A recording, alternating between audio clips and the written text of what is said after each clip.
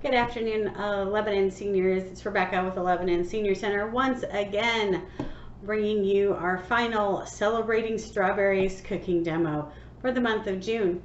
Today, it's, starting to get a little hotter as we get into the summer, and so it's fun to find quick ways to add flavors to dishes that don't take a lot of work and don't take any cooking.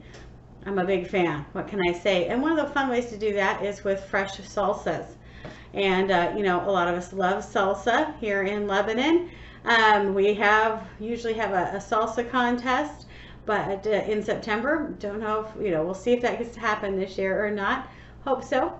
But you can do salsa with things other than tomatoes. You might have seen a mango salsa at the store or at a restaurant. Definitely, if you go to restaurants, you'll see all kinds of different salsas and different kind of fresh relishes using other fruits and vegetables in the garden outside of tomatoes. So today we're going to do one with strawberries as the base instead of tomatoes. So fresh strawberry salsa is on the recipe today. And you're like, well, what the heck am I putting that on? It might not sound like, I want to stick chips in that. It actually doesn't taste too bad to use for chips. A little bit later, I'm going to show you something that might be fun to do with it. A little bit more on the kind of fun side of things. Certainly you could use it kind of as a dessert, but you could also put it on chicken or other meats that you were doing. It would certainly be a fun way to do things. There's a lot of fruit salsas that people add to fish dishes. Not a big fish person. I'm working on it. I'm trying. But certainly could be worth a try there as well. So don't be afraid to try and find a way to use the strawberry salsa other than the kind of dessert fun idea I will show you a little bit later, or just eat it with your favorite chips. Again, a little salty, a little sweet. If you kind of like that combination of salty sweet, want to hit all the different taste buds, certainly you can ump the kick if you would like to and add more jalapeño or chilies or different heated spices, shall we say, into the recipe to give it an extra kick. If you really don't like spice, you can definitely play it down or not add any altogether. Again, how you use the recipe will kind of play on that as well. Using on meat, certainly might want to add more of a kick. If you want it more dessert oriented, you could certainly leave it off altogether. In a lot of other countries, there is that balance of acidic and sweet, or salty and sweet, that umami and sweet. So they like to get more than one flavor profile, hitting different taste bud areas on the tongue at once and not just go all sweet, all salty. Okay, so this kind of ties into that a little bit. So first up, we did about a pint of strawberries. I'm going to say it's a pint. You eat a couple of them, right? So most of a pint of strawberries that we chopped up and are just kind of sitting here in our bowl. I went ahead and diced those up. So those are our strawberries. And then we need about a half of a medium red onion.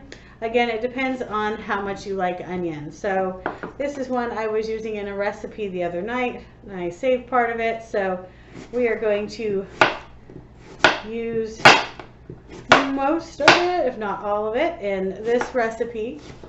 I'm not going to talk to the camera. I keep trying to figure out, well, do I talk to the camera or do I chop off a finger? Let's not chop off the finger. I mean, just because it is salsa and no one might notice the big slurp of blood does not mean we should try to do that anyway, right?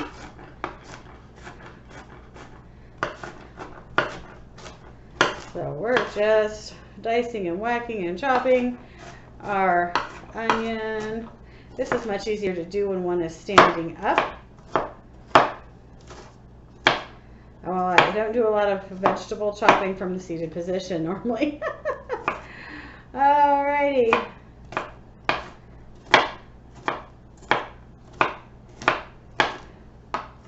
And it is going to be a salsa, so you can certainly be a little more rustic and rough chop, or you can be, quite diligent and try to get all of your onions the exact same size, so each mouthful has the exact same ingredients in it. I'm a little bit more rustic. What can I say? Figure, you know, and I'll get all the flavors in my mouth. If it doesn't happen every bite, okay, Syrah, Syrah.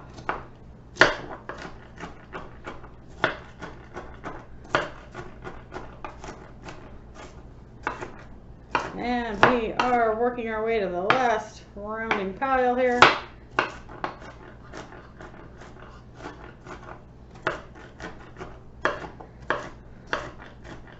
Got a few rebellious ones that just don't want to. There we go. I think there's a couple of these center pieces that just look like they're going to be tough to chew on. They don't want to chop, so pulling out some of the very center pieces of my onion.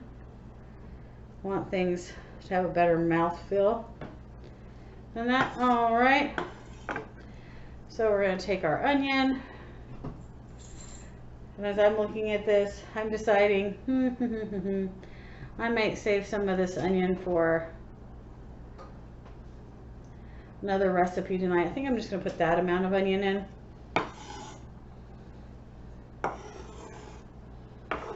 We'll save all of that onion for something else tonight. Throw it in my dinner. There we go. All right, so we have strawberries, red onion. We use our lime.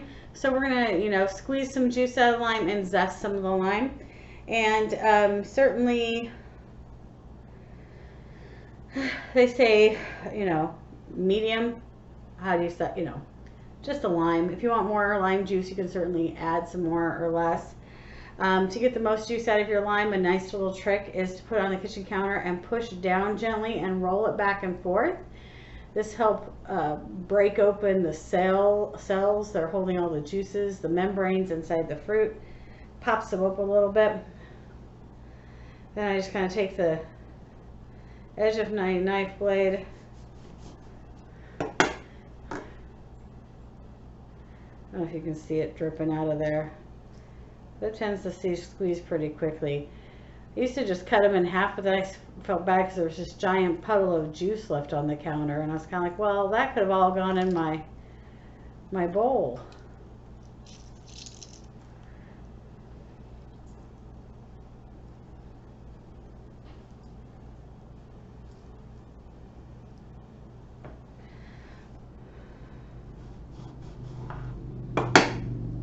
Sometimes well, okay, more often than not, I actually juice my lemon and lime first.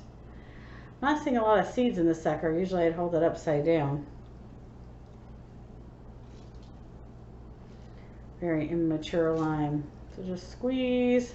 If you've got a juicer, if you're going to use a juicer, definitely zest your lime first. So after I've zested it, I'm going to lay it on this paper towel I have in front of me just to kind of get some of the moisture off the outside. Definitely the lemon is adding some of that sour, the acid to balance out the sweetness of the strawberries. Onions adding a little funk. Using my paper towel to dry off my hand. And this is my microplane. It's a grater that's got really tiny fine holes. I mean, you almost can't see through it. It's really fine. It's what I use for zesting. So you've got a zester, a microplane, whatever you use for zesting. And now I'm just taking off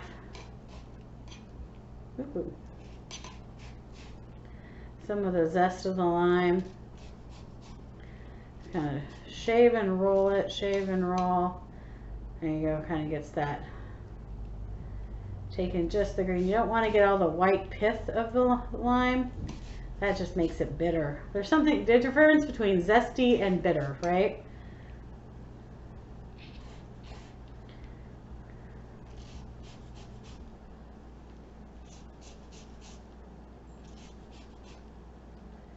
There we go. So that one's good and zested. I'm going to switch over to this one.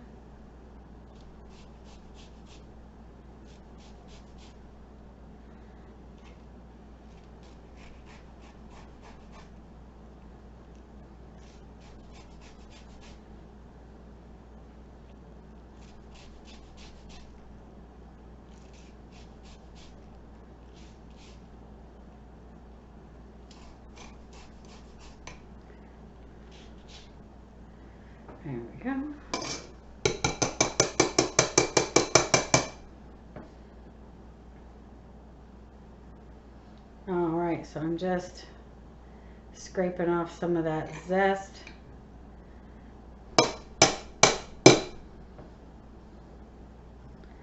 Getting it wiped off the blade into the recipe. There we go.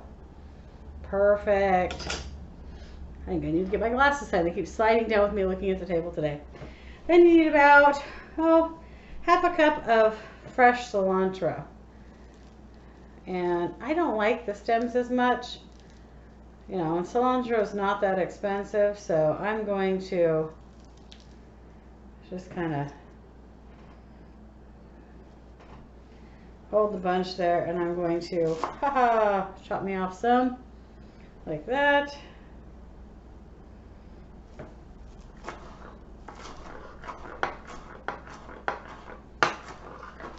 I'm using a whole bunch of cilantro. Usually I leave it in the bunch with I rinse it off and leave the tag on, and I use that as a handle to chop up the cilantro, because again, I don't really like those stems as much as the more tender leaves.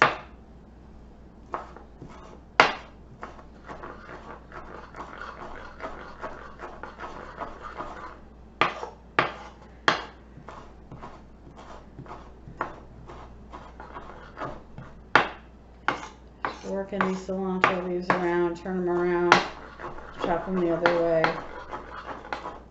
Just running them through with my knife blade. There you go. A nice chop on them. There we go. And now they're going to join the party. Just feel like you're eating something good when something green goes in, right? It must be healthy for me. There's something green in it. I was never told that when eating mint and chip ice cream. All right, there we go. Last of our cilantro leaves. Wiping off my fingers just a little bit. Got some cilantro stuck. All right. Now for the rest of our ingredients, which come over here in this category. This is where it gets a little funky, and you can have a little fun and make it your own. You can certainly chop up a jalapeno and put it in here if you don't want it. You want it kind of mild. Just don't put the seeds in there. Just use the pepper part, and you can stick it in there. Honestly, I forgot the jalapeno at the store, so I am not going to add a jalapeno, and that's okay, because my tried and true method is, because I often forget the jalapeno, because I'm not a person who likes a lot of spicy food, but I do keep hot sauce in my fridge, so if I need a little bit and I forgot the jalapeno but I need a kick, or if somebody is a guest and they want a kick, I do keep some. So instead of a jalapeno, I'm just going to add a splash or two, that's just about 2 or 3 of some hot sauce. You can use chili sauce, you know, whatever hot sauce that you like, if you want to just give it some fun background notes of hello, it's waking up my taste buds. There you go. Put that in there, mix it around. We're also going to add, they say pinch. Well, since my fingers are wet, I don't want a pinch. So there we go. Pinch of salt. Pinch of pepper.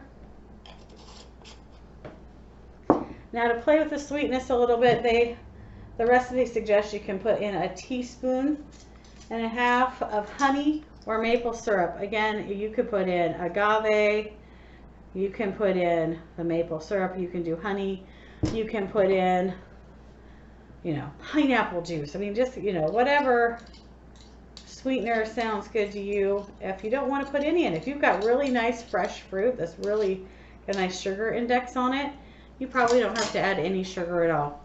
I just like the idea of adding the maple. Just made me go, I wonder what that'll taste like. So I'm adding some in there.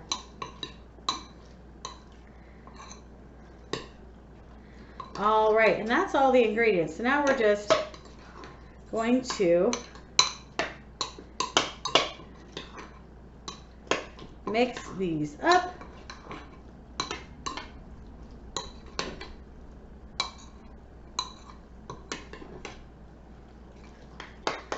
Making sure everything's getting mixed in here. Make sure that hot sauce gets moved in around all over the place. Make sure the salt and pepper are mixed in. And that maple syrup isn't hanging out with one spot.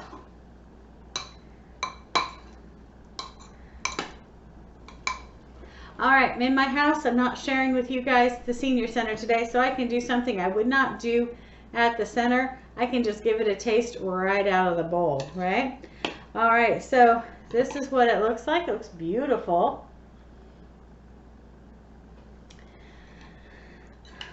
You know, and if you're a chef, you got to taste what it looks like, see if it needs anything. It looks kind of like a funky relish. The onions have really taken on the red color of the strawberries.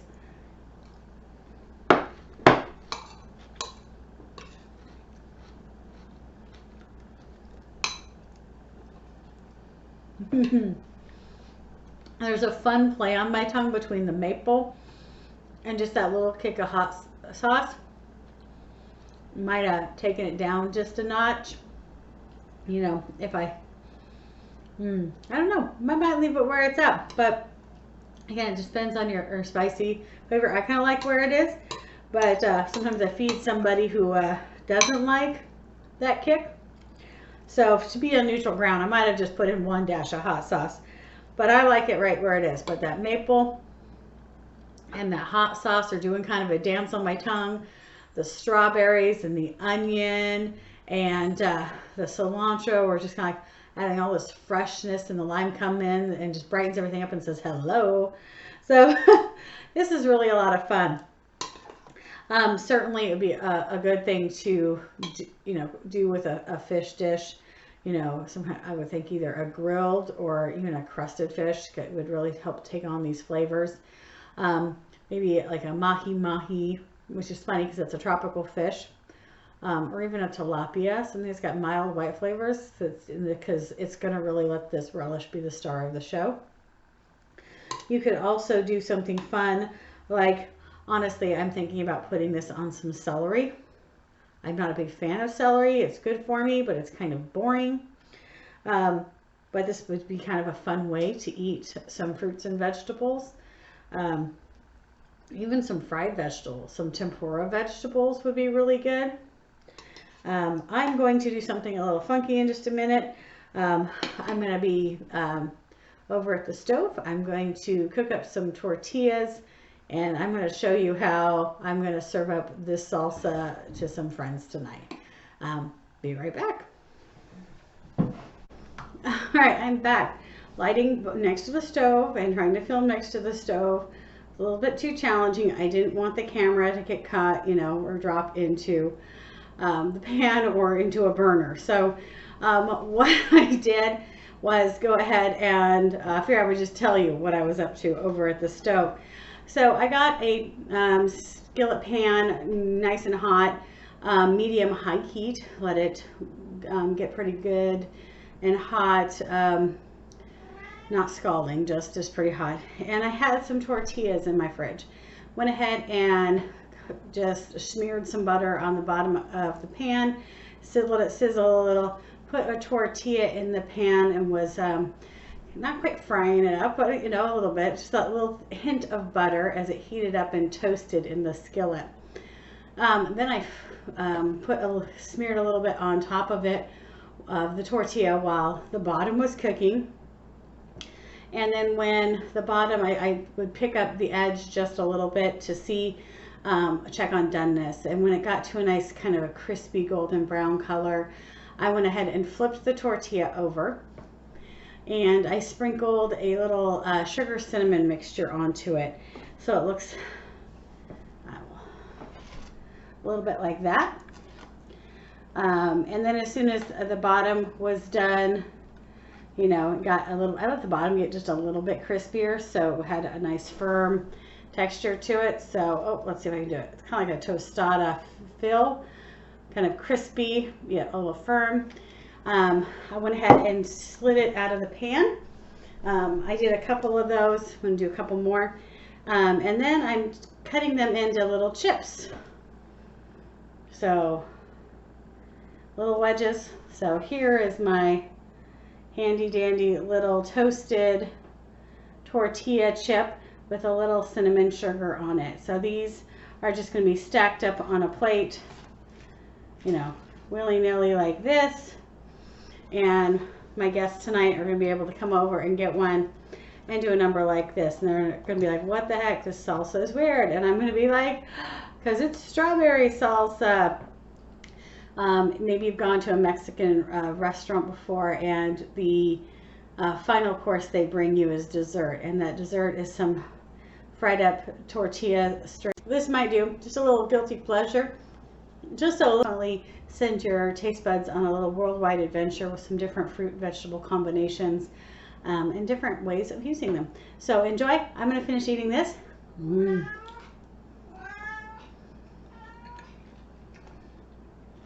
I think the cat wants some too. All right, you guys have a good night. I'll see you soon. Bye-bye.